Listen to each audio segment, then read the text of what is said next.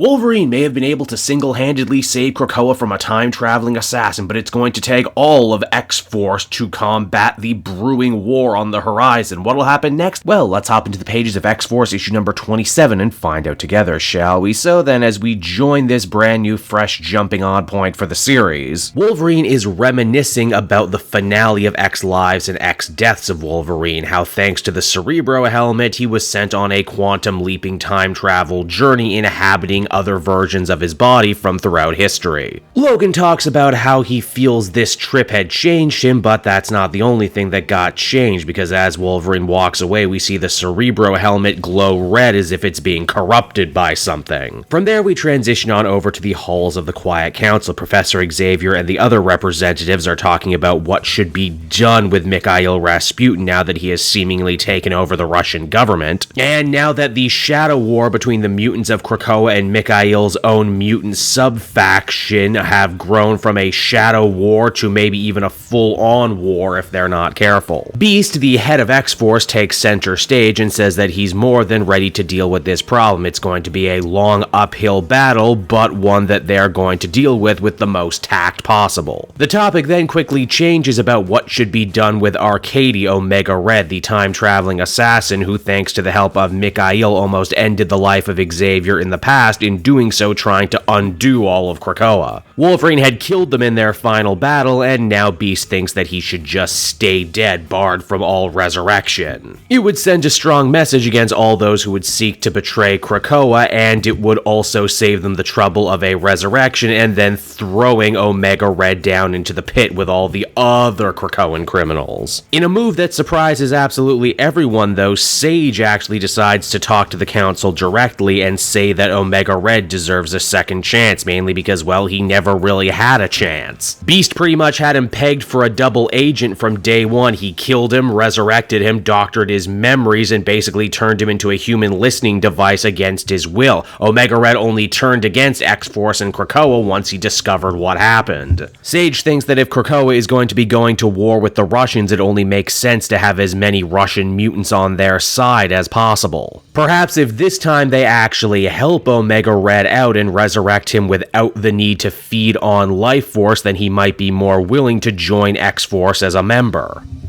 As you might guess, Beast is pretty pissed that someone within X-Force would go over his head, make him look bad in front of the Council, and then try and bring in a new member of the team who has already betrayed X-Force at least twice. Believe it or not, though, Russia might not be the biggest problem befalling the mutants at this moment, as Forge, having just been resurrected with his powers intact, returns to his lab, only to get attacked by that strange corrupted helmet. The issue itself doesn't give the helmet monster a name, but the solicitations call it Cerebrax, so I'm gonna also keep calling it Cerebrax. Xavier and the Council ultimately end up agreeing to Omega Red's resurrection and modifications, which means that Sage has to pitch Arcady joining the team to the rest of X-Force, and surprisingly, everyone but Beast is actually on board with the idea. Logan knows better than just about anyone the power of a second chance, and given how Beast was acting in the previous issue, shit, he might as well have been working for Weapon X, experimenting on mutants and making them act against their will. Hell, even Quentin Quire, who's usually a dick in any situation, actually agrees to this as well, saying, what's the worst that happens? He turns against us, we'll just kill him all over again. Beast genuinely doesn't seem to like the idea that X-Force is actively growing a conscience before his very eyes. As far as he's concerned, this gig only works if everyone is able to be as morally compromised as him. And hey, speaking of morally compromised, it's after that Beast shoots on over to Mars to meet with his girlfriend, Abigail Brand of Sword. Honestly, I wasn't even aware that these two were a couple yet, but it kind of makes sense. They're both such power-trippin', the ultimate good at any cost sort of people. The only difference is that Beast actually does believe the bad he's doing is for the good of Krakoa, but Brand is already in bed with Orchis, Krakoa's most hated enemy. Now, just because Xavier okayed the resurrection, and just because the X-Factor team said it was okay, doesn't necessarily mean that Omega Red is a shoo-in to join X-Force. He still has to make the choice for himself, after all. And I mean, after everything that's happened to him, can anyone really blame him? This discussion will need to be tabled for another time, though, as it's at that very moment X-Force hears that Forge has been murdered in his workshop. In fact, he's not only been murdered, something has actively stolen his brain from his head. Wow, depowered, killed, resurrected, and then killed again. Forge is not having a good week, is he? Worse still, the good guys have no idea that it was Cerebrax that did the killing and that it's now running free on the island, completely unchecked as the comic comes to a close. And so that was X-Force issue number 27, everyone, and overall I liked this book. Unlike a lot of the other brand new #1 jumping on points in Destiny of X-Force is actually keeping the same creative team of Benjamin Percy. Meaning that if you have been liking the book up to this point and you have liked Percy's other work, you're probably going to like this one too.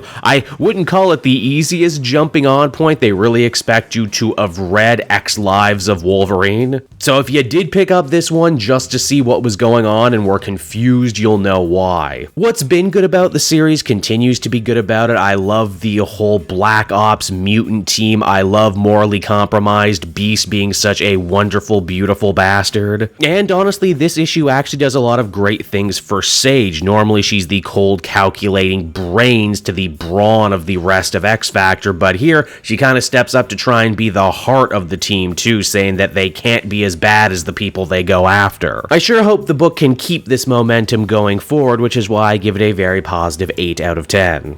Hey there everyone, it's your old pal Cape Joel again, thanking you so much for watching to the end of the video. I hope you enjoyed it, and if you did, why not check out my Amazon link down in the description. Yes, that's right, the Cape Joel channel officially has its own Amazon storefront now. You can pick up a comic or anything else for that matter, and if you did, you'd really be helping me in the channel. So with that out of the way everyone, I will see you again next time. Bye-bye.